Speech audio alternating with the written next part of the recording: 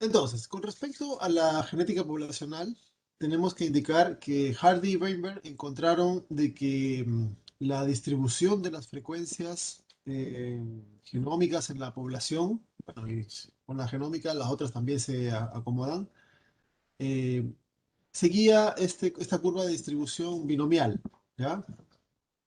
Entonces, eh, cuando se utiliza la forma de distribución, uno puede ser capaz de calcular cómo va a ser la siguiente población, ¿ya? Vamos a empezar con un cálculo para que recuerden la forma en la cual se determinaba esta estructura de las poblaciones con este ejemplo sencillo, ¿ya? Fíjense en este esquema. Nosotros tenemos un número de plantas, ¿ya? Algunas producen flores rojas, algunas producen flores blancas. Entonces aquí, esto de acá nos determina que hay dos fenotipos, el rojo y el blanco, ¿ya? Tenemos tres genotipos. Si estamos considerando un solo gen con dos alelos, tenemos tres genotipos. Dos que son homocigotos y un heterocigoto, ¿ya? Y también en este esquema podemos apreciar de que el heterocigoto es igual a uno de los homocigotos. Por lo tanto, esto me dice de que esto sigue un patrón de herencia dominante, ¿cierto? El heterocigoto es igual al homocigoto, por lo tanto tengo a este le llamo homocigoto dominante, al otro homocigoto recesivo. Y además yo determino cuántos individuos de cada tipo existen en la población, ¿ya?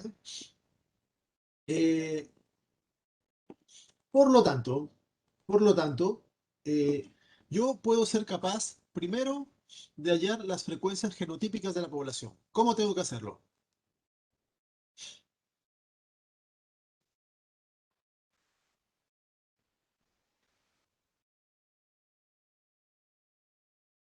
¿Cómo se calculan las frecuencias genotípicas? La cantidad de individuos de un gen dividido en el total de individuos. Ya. La cantidad de un grupo de individuos para un genotipo entre el total, ¿ya? En este caso, ¿cuánto es el total? 320 más 160 más 20 serían 500, ¿ok? 500 individuos en total. Entonces, para hallar el cálculo, para determinar cuáles son las frecuencias genotípicas, yo lo que tengo que hacer es, aquí 320 entre 500, 160 entre 500 y 20 entre 500. Y eso me da las frecuencias genotípicas de cada uno de las combinaciones. Para el homocigoto dominante, esto vendría a ser P cuadrado, ¿ya? Esto sería 2PQ, esto sería Q cuadrado, ¿ya?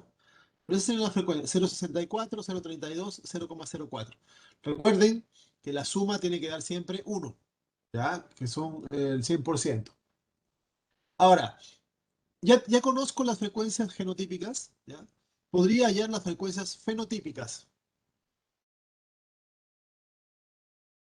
¿cierto? ¿Cómo calcularían las frecuencias fenotípicas?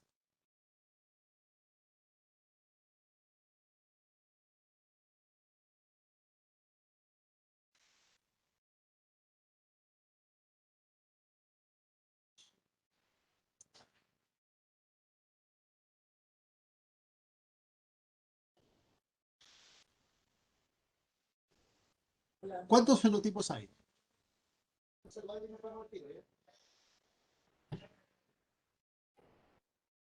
Hay dos fenotipos. Están los rojos y están los blancos. Y simplemente tengo que contar cuántos rojos del total, cuántos blancos del total. ¿Ya? En este caso, la frecuencia fenotípica de los blancos es igual a la frecuencia RR. Y los rojos, la suma de estas dos. ¿Ya? O sea, sería 0,96 y 0,04. ¿Ok? Esas serían las frecuencias fenotípicas, en caso que las pidas. ¿Cómo calculo la frecuencia alélica?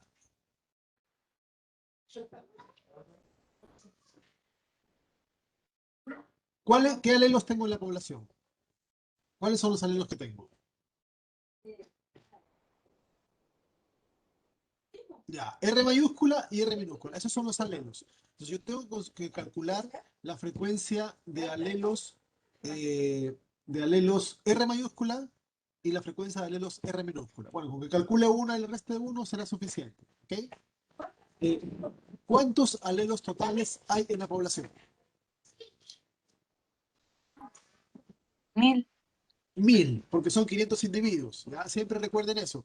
Siempre el número de alelos es el doble del número de individuos porque trabajamos con especies que son diploides. ¿Ok? Entonces, de los 1000 alelos, ¿cuántos alelos son R mayúscula?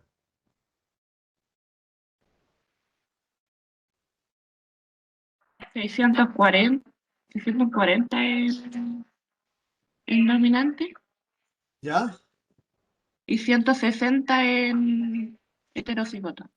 Ya. Entonces, como en el homocigoto dominante hay dos alelos del mismo tipo, R mayúscula, y son 320, serán 640. ¿Ok? Porque tiene dos alelos de cada tipo, cada uno de estos. El heterocigoto tiene mitad y mitad. Por lo tanto, 160 son de R mayúscula y 160 de R minúscula. Y así yo puedo hacer el cálculo. ¿Ya? Entonces, según esto, en esta población, yo tengo 800 alelos de los 1000 que son dominantes y 200 que son recesivos. Y eso me da las frecuencias 0,8 y 0,2. ¿Ok? Entonces, con esto yo tengo las características de la población. Ya he caracterizado a la población, porque yo me sé sus frecuencias genotípicas, sus frecuencias fenotípicas y sus frecuencias alénicas. ¿Ya? La frecuencia fenotípica vendría a ser, vendría a ser cuántos rojos, cuántos rojos hay y cuántos blancos hay. ¿Ya? En este caso podría calcularlo de la siguiente manera. Sumo estos dos y lo divido entre 500. Y este entre 500. ¿Ya? Ahora este va a ser igual a este. Porque este es la única forma. ¿Ya? Ahora estos dos yo los puedo sumar. Esto más esto, porque los dos son rojos. ¿Ya? Entonces yo puedo hacer el cálculo ahí. Entonces la frecuencia genotípica sería, para este caso, 0,96 para los rojos y 0,04 para los blancos. Eso sería la fenotípica, ¿ya? Entonces yo tengo las frecuencias fenotípicas, cómo se ven en la población. Yo a simple vista no distingo los heterocigotos de los homocigotos, ¿ya? A simple vista no se distinguen. Aquí ya se conoce cuántos hay, pero no puedo distinguirlos. Entonces digo, la frecuencia de los rojos es esta, ¿ya? Entonces el 96% son rojos, el 4% son blancos. Las frecuencias genotípicas, las frecuencias alélicas, ¿ok?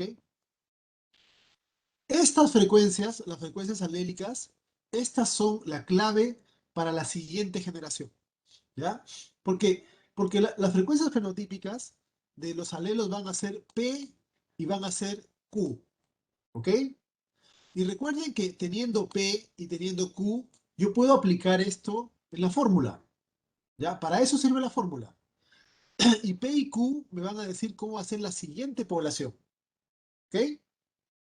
Eh, para que se vea gráficamente igual a lo que hizo Mendel, vamos a hacerlo de esta manera, ¿ya? En lugar de considerar el apareamiento de una pareja de individuos con sus características, lo que se hace en estos casos es que se considera una combinación donde participan los dos gametos, ¿ya? Entonces, este cuadro es el mismo cuadro de Mendel, de Punnett, que se aplica para Mendel, ¿ven? El macho, acá están los gametos, el R mayúscula, el R minúscula. La hembra, R mayúscula, siempre se usan R mayúscula y R minúscula, ¿ya? Y las combinaciones siempre van a ser las mismas. El homocigoto dominante, no sé por qué salen esas cosas. El homocigoto dominante, ¿ya? El homocigoto recesivo y los dos que son heterocigotos, ¿ven? Combinación R minúscula, R mayúscula o R mayúscula, R minúscula, que a final de cuentas adentro de la célula no importa el orden de dónde llegaron, ¿ya? Entonces, esto es lo que siempre ocurre cuando se genera una mezcla de dos heterocigotos.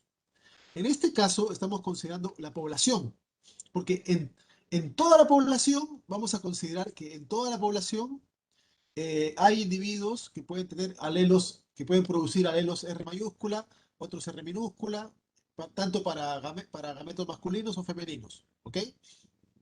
Y aquí es donde entra la gracia del valor de P y el valor de Q, ¿ok?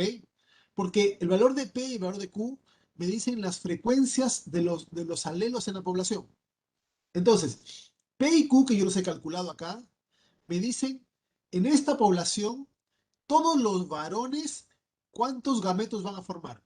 Entonces, lo que me dice acá es que el 80% de los gametos que se produzca en la población, no en una persona, en toda la población, en todos los varones, el 80% van a producir gametos con la R mayúscula, porque esa es la frecuencia del alelo R mayúscula en la población.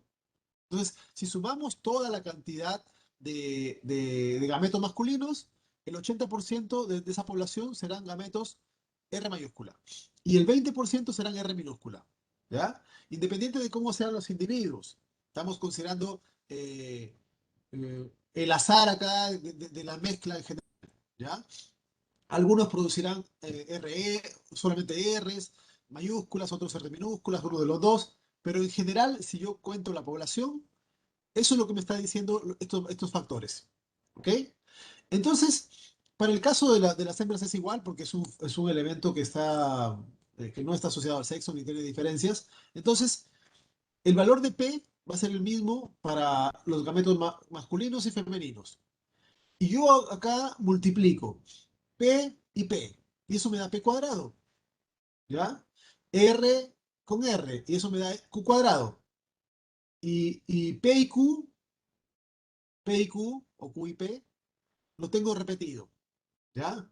Entonces, por esta razón es que en la población yo tengo que la siguiente generación es P cuadrado, que serían este grupo, más 2P por Q, no olviden esas rayas que salen hacia el lado, no sé por qué me salen, ¿ya? Porque está repetido, acá tienes PQ y QP, que es lo mismo. Dos veces tengo P por Q. Y el último grupo, que son los de abajo, que son Q cuadrado. ¿Ok? Esa es la nueva población. Entonces, yo puedo determinar la siguiente generación, cómo va a ser la siguiente generación, conociendo cuáles son las frecuencias alélicas de esta generación. ¿Ok? Porque las frecuencias P y Q me van a decir en el global cuántos gametos de cada tipo van a ser producidos en esa población. Y por azar debieran dar estos tipos de combinaciones. ¿Ok? Entonces, si yo tengo estas nuevas frecuencias, yo obtengo estas nuevas estructuras poblacionales. ¿Ok? ¿Se entendió?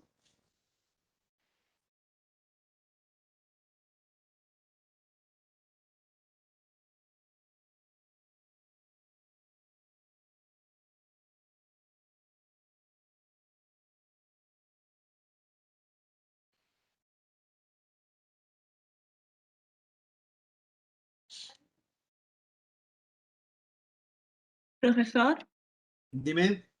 para determinar la siguiente generación, ¿solamente se toma en cuenta la frecuencia alélica? Solo la frecuencia alélica. Solo la frecuencia alélica. ¿Ya?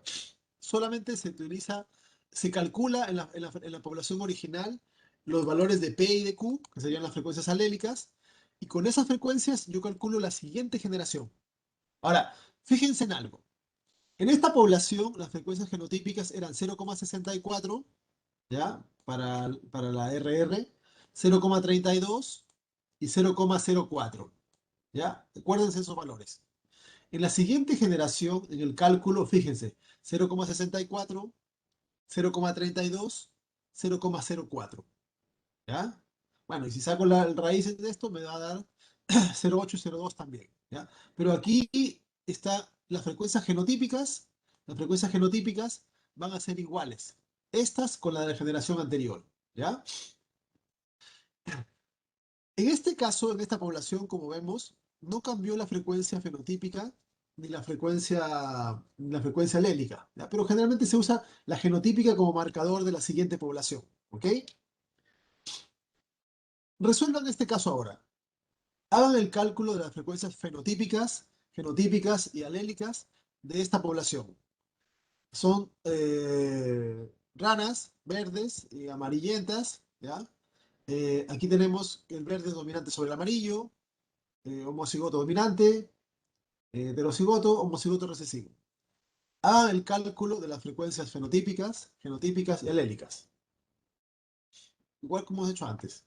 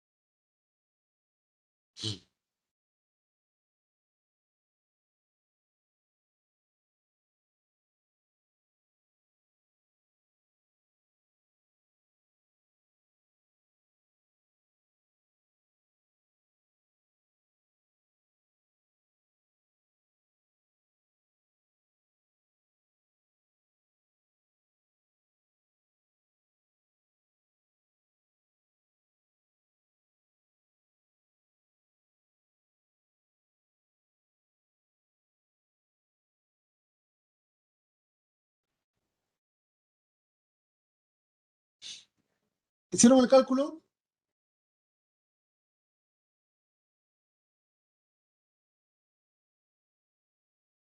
¿Cómo se calculan las frecuencias fenotípicas? ¿Cuáles son los fenotipos?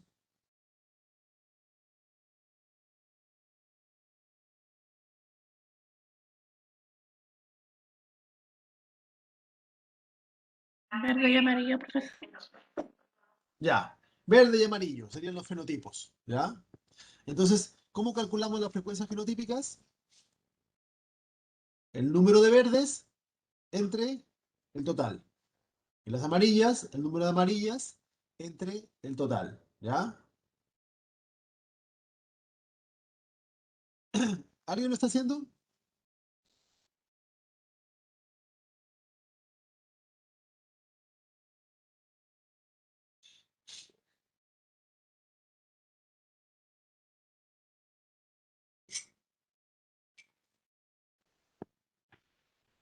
Ya, las verdes 0,65, porque serían 100, 260 eh, sobre 260 sobre 400, parece que es. Esas serían las fenotípicas. Las genotípicas, cada uno de los valores de genotipo sobre el total, ¿cierto? Entonces sería 100 entre 400, 160, 140, etcétera. ¿Ok? Y para las alélicas, ¿cómo se sacarían las alélicas?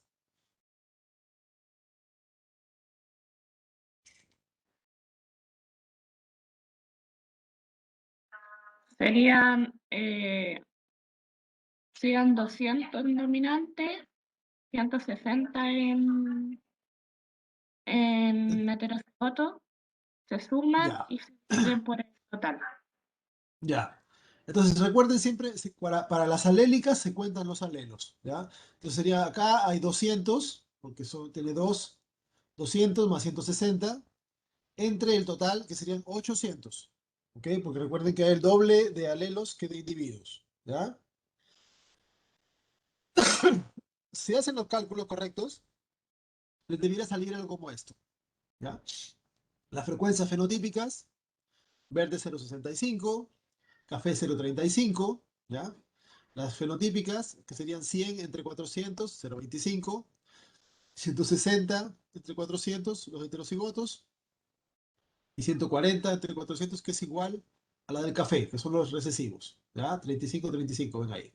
Las alélicas serían, eh, mira, las frecuencias alélicas se calculan contando los alelos, ¿ya? Entonces aquí vamos a contar cuántos alelos hay, ¿ya? No cuántos individuos, porque individuos hay 400, pero cada individuo tiene dos alelos, ¿ok? Entonces, en total habrá 800 alelos, ¿ya? 800 alelos.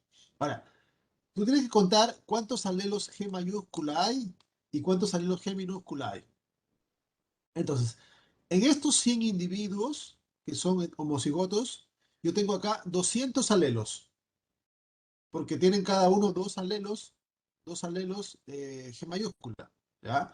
Entonces, aquí yo tendría que tengo 200 alelos en los de acá, y en los heterocigotos, yo tengo que tener acá, le agrego 160, porque yo tengo 160 individuos que tienen un alelo, G mayúscula, ¿ya?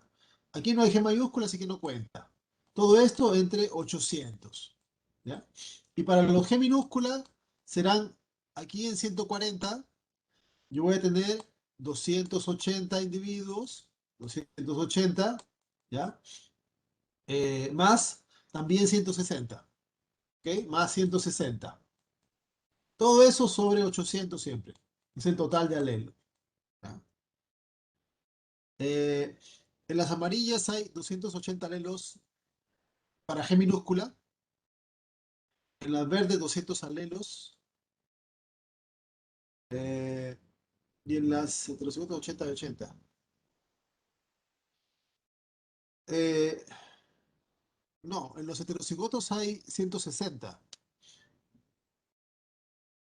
porque son 160 individuos, ¿ya? Entonces, eh, siempre considera que el número de alelos es el doble de individuos, porque cada individuo tiene dos alelos. Entonces, en estos 100 individuos hay 200 alelos. En estos 140 individuos hay 280 alelos. En estos 160 hay 320 alelos, ¿ya? Solo que aquí arriba los 200 alelos son G, porque son iguales. Aquí abajo los 280 son G minúscula, que son iguales. Pero acá eh, los individuos tienen uno dominante y uno recesivo. Por lo tanto, tiene 160 G mayúscula, 160 G minúscula. ¿Se entendió?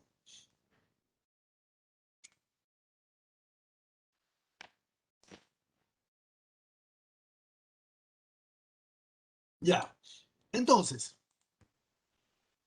hemos calculado, hemos calculado la,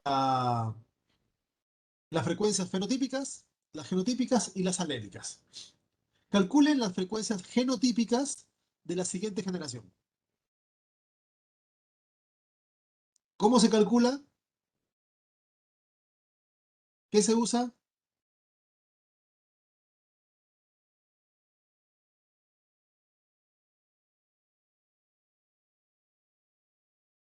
Ya, la La fórmula del cuadrado frecuencia binomio, alélica. ¿cierto? Ya, vamos a usar la frecuencia alélica, P y Q, y vamos a reemplazarlo en la fórmula del binomio. O sea, vamos a hallar P cuadrado para determinar cuáles van a ser los futuros homocigotos dominantes. Vamos a utilizar Q cuadrado para hallar la siguiente generación de recesivos. Y 2P por Q para hallar los heterocigotos de la siguiente generación. Hagan el cálculo.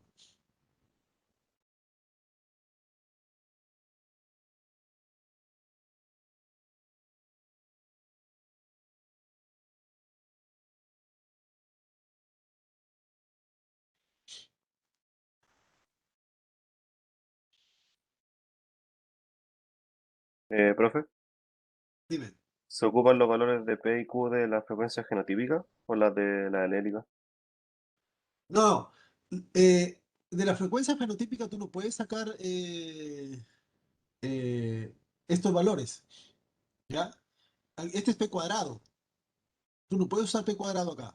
Tú usas P y Q, las frecuencias alélicas, porque las frecuencias alélicas son las que van a decir cuántos gametos se van a producir y los gametos son los que sirven para la siguiente generación. Los valores que están acá arriba son de esta población. Esos los dejas ahí nada más. Eso van a servir para comparar con la siguiente generación. ¿Ok? Ah, ya. Ya. Gracias, profe. ¿Ya? Entonces, para el cálculo siempre usas P y Q, nunca P cuadrado, PQ, etcétera. ¿Ya? Estos son los valores de esta población, ¿ya? Pero para la siguiente generación necesitamos las frecuencias alélicas. que representan en sí las frecuencias de los gametos de la que van a producir la siguiente generación, ¿ya? Entonces, bueno, ahí calculó Stephanie los valores y aproximadamente son estos, ¿ya? Aproximadamente, con pequeñas diferencias. Pero comparen ahora ustedes las frecuencias genotípicas de la población con las frecuencias de la población actual. ¿Ven? Aquí P cuadrado es 0,25, aquí es 0,20. Aquí 2PQ es 0,4, acá es casi 0,5. ¿Ya? 0,35, 0,30. Entonces, ¿por qué cambió la frecuencia?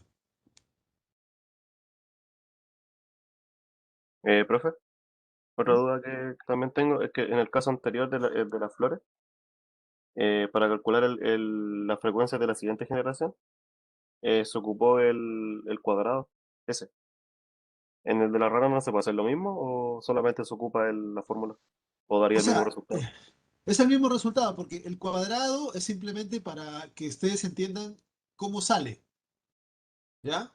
Que entiendan cómo sale, para que entiendan de que esto se deriva de la forma con la cual se combinan los alelos mendelianamente, solo que se agrega las frecuencias alélicas, y eso me da los resultados. Pero si tú observas acá, el cuadrado es el desarrollo ampliado y gráfico de lo que es la fórmula, porque tienes p cuadrado, 2pq, q cuadrado. ¿Ya? Entonces, esto de acá es una representación gráfica y más amplia para que entiendan cómo se desarrolla. Pero una vez que ya lo saben, lo pueden sacar directamente de la fórmula sin estar haciendo el cuadrado. Si lo quieren hacer, lo pueden hacer, pero Sí, le va a salir mismo. es ¿Ya? que en la rana no supe cómo, o sea, yo iba a hacer el cuadrado, pero no supe cómo tenía que hacerlo porque en la verde habían dos tipos de, de genes, o sea, GG Ya, y es que G mayúscula. No sabía por con cuál eso, de los dos multiplicarlo. cuando tú quieres calcular la siguiente generación, no puedes usar los genotipos, porque no se heredan genotipos, se heredan alelos. ¿Ya? Entonces, tú no puedes utilizar el GG, ni el minúscula, ni mayúscula, ni ninguno de estos, porque estos no se heredan. Lo que hereda el individuo es una de las dos cosas. Por esa razón es que tú no puedes hacer el cálculo con la frecuencia genotípica, porque la frecuencia genotípica estaría indicando como que en el gameto está yendo los dos alelos, y sabemos de que eso no ocurre así, ¿ya? Por eso es que tú no puedes usar las frecuencias genotípicas para calcular la siguiente generación. Tienes que usar las alélicas. Y las alélicas significa la P, que son los gametos que llevan la G mayúscula, y la Q, los gametos que llevan la G minúscula. ¿Ya? Por eso es que no puedes usar estos valores, porque estos no son de gametos, son de individuos. Y uno no hereda el individuo completo, hereda la mitad, hereda el alelo. ¿Se entiende? Mm. ¿Ya? Entonces, para tú poder hacer el cálculo, igual acá, aquí tú no usaste ni p cuadrado ni q cuadrado. Calculaste las frecuencias acá, calculamos las frecuencias, pero después, o sea, las frecuencias genotípicas, pero después buscamos las alélicas, y las alélicas me dicen la frecuencia de R mayúscula y la frecuencia de R minúscula, ¿ok? Y eso fue lo que se usó para la siguiente generación. La de R mayúscula es P, la de R minúscula es Q. Y aquí se usó en este cuadro, puedes ver, se usó P y Q, 0,8, 0,2. Acá se repite, P y Q, 0,8, 0,2. Y el resultado que te da, ese resultado te da P cuadrado porque se combinan el gameto que trae el R mayúscula con el gameto que trae R mayúscula. Como los dos son R mayúscula, son P cuadrado. ¿Ya? Aquí los dos son minúscula, Q cuadrado. Y aquí son uno y uno, son heterocigotos. Por eso trae P y trae Q. Pero en la población aparecen dos por combinación. ¿Ya? Entonces, para el cálculo, tú utilizas la fórmula. P cuadrado, 2PQ, Q cuadrado. Y P cuadrado son los homocigotos dominantes, 2PQ son los heterocigotos, y Q cuadrado son los homocigotos recesivos. ¿Ya? Entonces, se usan las frecuencias P y Q. Nunca P cuadrado ni Q cuadrado. Eh, el cálculo de P cuadrado y Q cuadrado se hace para comparar las poblaciones. Eso es lo que quiero que vean acá. Las frecuencias genotípicas de la población actual son diferentes a las frecuencias genotípicas de la siguiente generación. ¿Ya? Cuando nosotros nos encontramos en un caso como el caso de las flores, donde las frecuencias genotípicas de esta población con las frecuencias de la siguiente población son iguales, se dice que la población está equilibrada, ¿ya? Porque no cambia la frecuencia. En cambio, cuando yo tengo una población que me produce frecuencias en la siguiente generación diferentes a las frecuencias actuales, se dice que la población no está en equilibrio, ¿ya?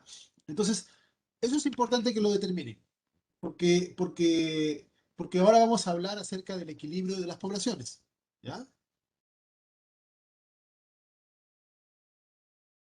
Entonces, si se hace el cálculo de una frecuencia de una población y se encuentra que las frecuencias han cambiado, decimos de que la población no está en equilibrio, ¿ya?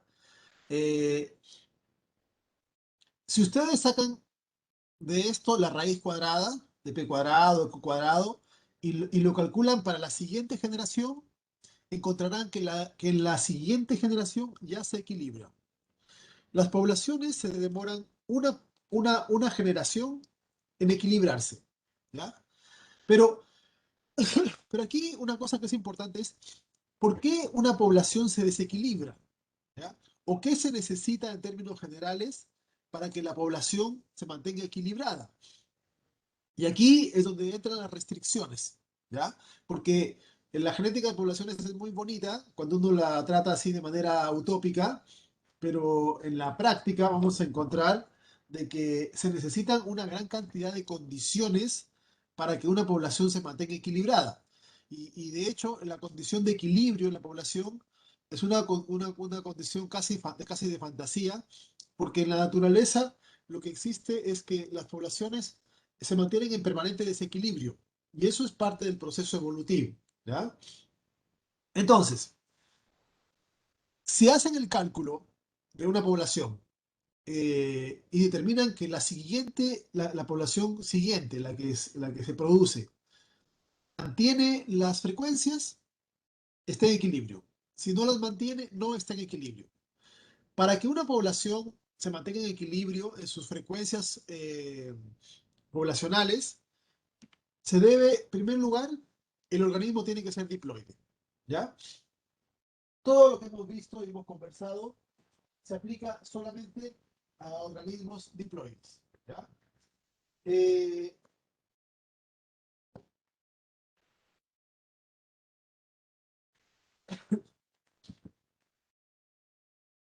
el, en la naturaleza, bueno, los eucariotas, la mayor parte de los eucariotas son diploides, así que podrían cumplir más o menos bien esta condición, ¿ok?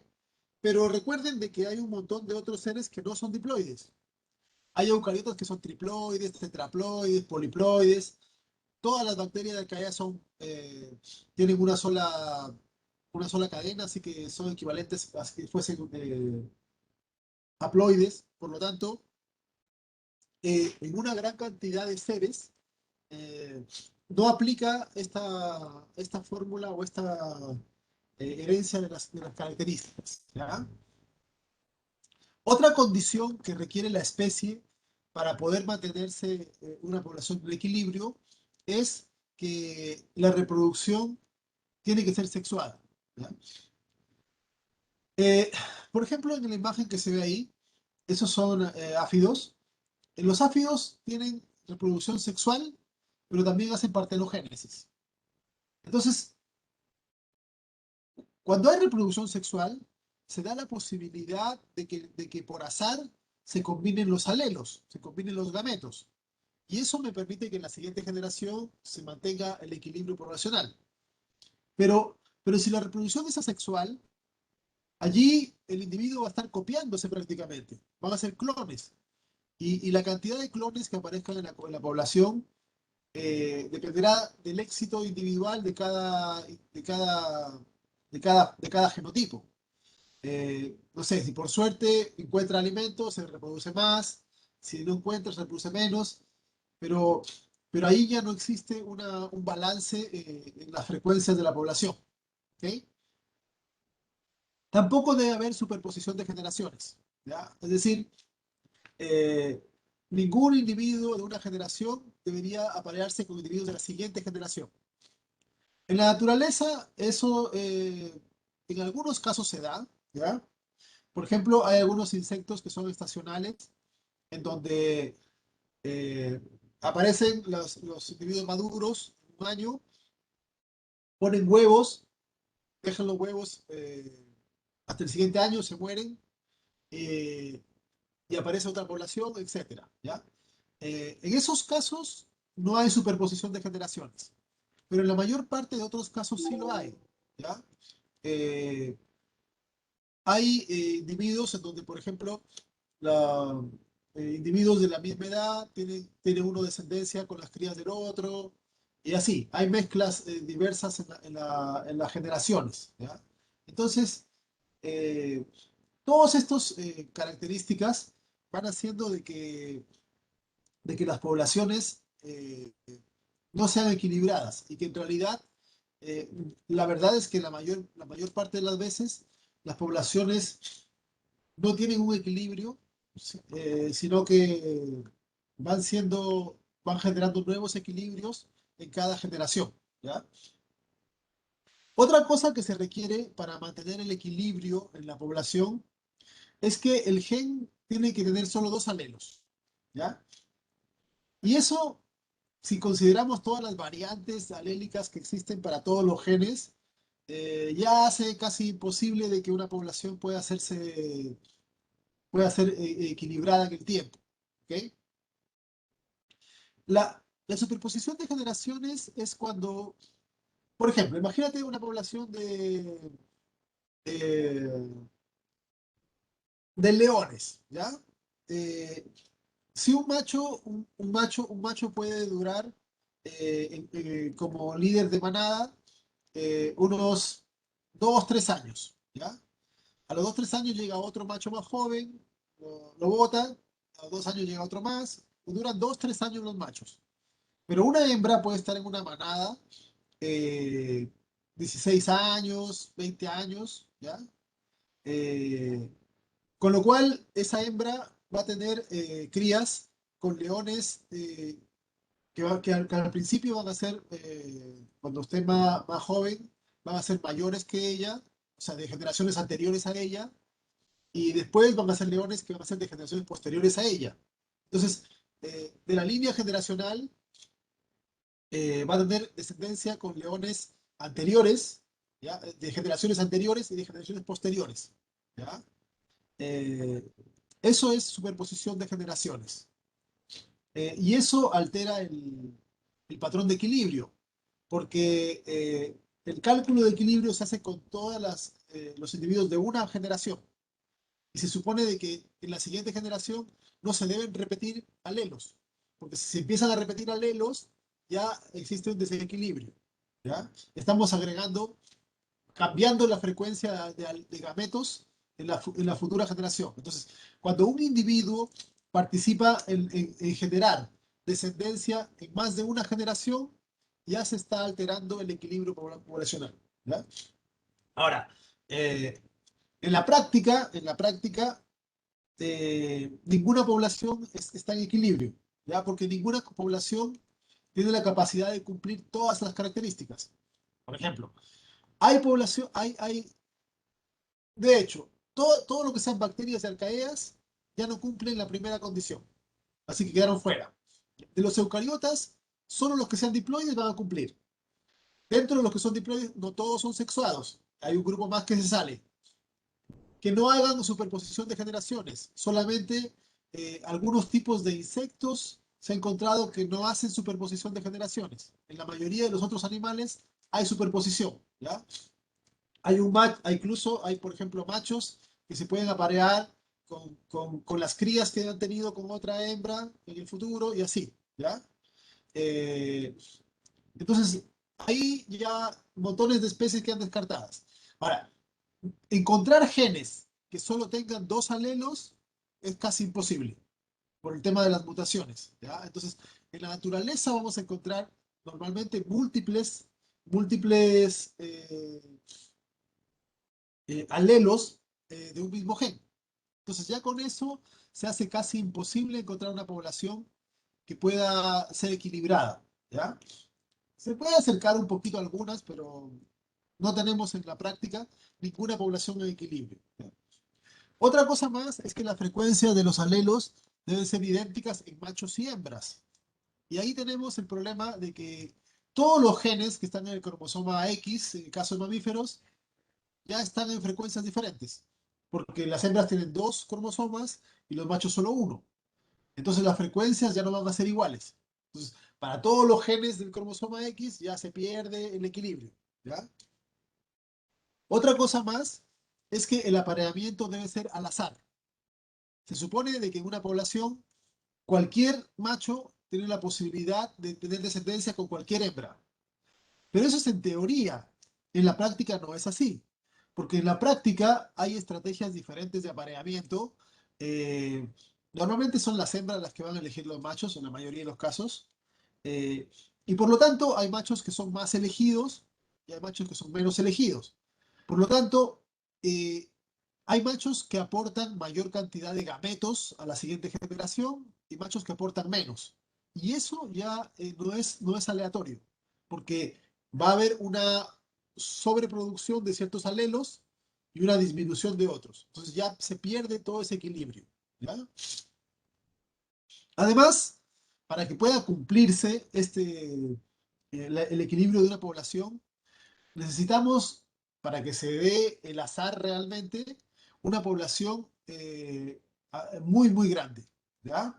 En teoría, para que se cumpla exactamente, debe ser una población infinita, que eso es imposible de poder considerar, ¿ya? Eh, Además, no deben existir cambios en la población, no deben existir migraciones ni mutaciones, cosa que no ocurre en las poblaciones naturales. No debe existir la selección natural. Es decir, no debiera haber evolución para que las frecuencias se conserven. Entonces, en la práctica, en la práctica no hay una población en equilibrio. Todas las poblaciones sufren cambios dinámicos. Ahora, eso es algo bueno. Que las poblaciones cambien sus frecuencias es algo bueno, porque esas frecuencias van permitiendo que la población se vaya adaptando a diferentes condiciones y que vaya generándose rearreglos en la estructura poblacional, ¿ya? Entonces, una población equilibrada es una población perfecta, utópica, ¿ya? Que se utiliza como modelo de estudio. Pero recuerden que en la práctica estas poblaciones no existen, ¿ya?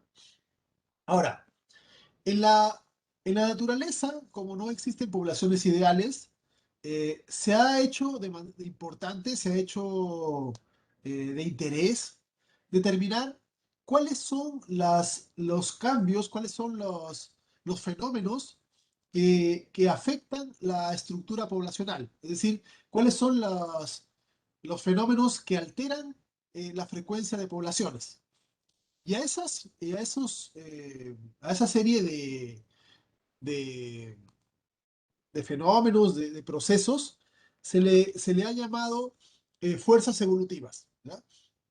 Porque este conjunto de cambios son mecanismos que hacen de que la población cambie de una forma u otra. Es decir, hace que en la población, en la siguiente generación, haya alelos más representados y alelos menos representados.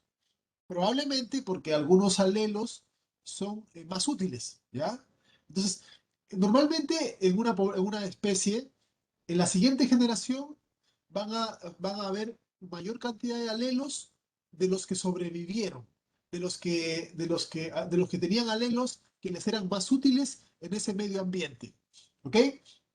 Entonces, que la población cambie en cada generación, que la población vaya modificando sus patrones de alelos, sus frecuencias, es importante porque le permite a la especie ir adaptándose. Y eso es parte del proceso evolutivo. ¿ya? Por esa razón es que se ha denominado a esta serie de características fuerzas evolutivas que van a generar cambios en la frecuencia poblacional. Son hartas, pero hay 6 que destacan dentro de sus características y que, y que sirven para ejemplificar cómo una población va cambiando en el tiempo y, y cómo se ven afectada por cada uno de estos procesos, ¿ya? Son las mutaciones, las migraciones, la deriva génica, la selección natural, eh, la falta de panmixia y la introgresión. ¿Ok? Vamos a hacer un pequeño break